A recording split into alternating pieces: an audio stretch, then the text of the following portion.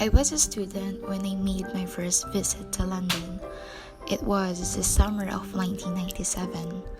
I was poor and on a budget. I came just for the day on a National Express coach from Cambridge. I was a little uneasy because the driver spoke loudly in a Cockney accent, had a shaven head and tattoos that snake up his arms from his wrist and disappeared into his short sleeves. Dark thoughts of what skinheads did to black people in Europe entered my mind. London lived in my imagination long before I saw it. On that first visit, I wanted to see everything. From the top of several hop-on, hop-off buses, I saw Pudding Lane and Westminster Abbey, the Old Bailey, the sparkling, dirty Thames, and the many sights and places that I knew from books and television.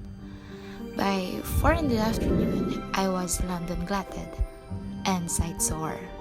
Coming up is the Marble Arch, said by our tour guide.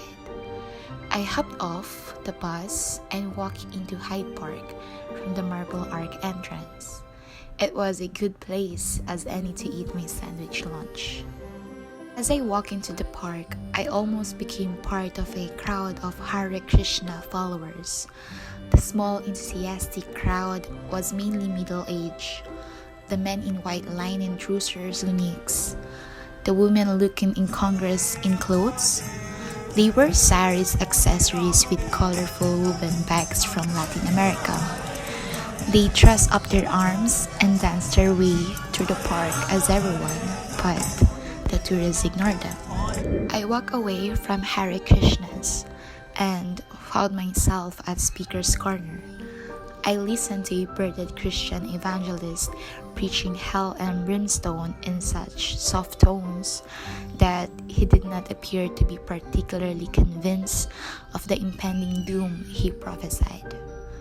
There was also a member of the International Socialist Organization who talked as though the Berlin Wall was still to fall, and a group of students campaigning against a multinational that was forcing infant formula on a women in developing countries, making me feel terrible guilty because all I could think of was one of the multinational's famed chocolate bars. I took that as a prompt to have my late lunch and walked to eat in the loveliness of Rose Garden. After my meal, I turned right and found myself in Rotten Row. I felt immediately homesick for Zimbabwe.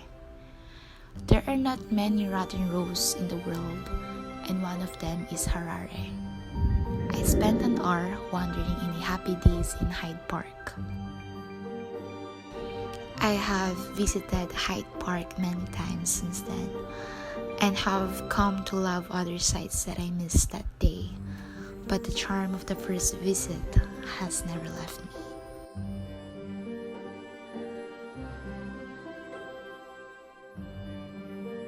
One of my favorite places in London is the Speaker's Corner.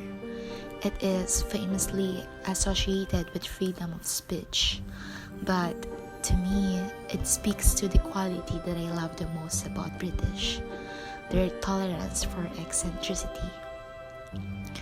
And that they showed me another quality that I love in big city dwellers. Coming from a city in the guise of a village, where to be present is to invite attention and loud comment on your clothes, your hair, your very being. I love that there was an accepted code of behavior about being private in public, and that I could disappear into my own world in the middle of a communal park. I love Hyde Park, also because it reminds me of home, not only because of Rotten Row, but because it gives me an idea of what my city's planners had in my mind when they put the Harare Gardens. As I left the park through Hyde Park Corner that day in 1997, I walked away with an idea in my mind, the kind of place that my city could have become, of the kind of place that a Harare still could be when and if ever it grows up.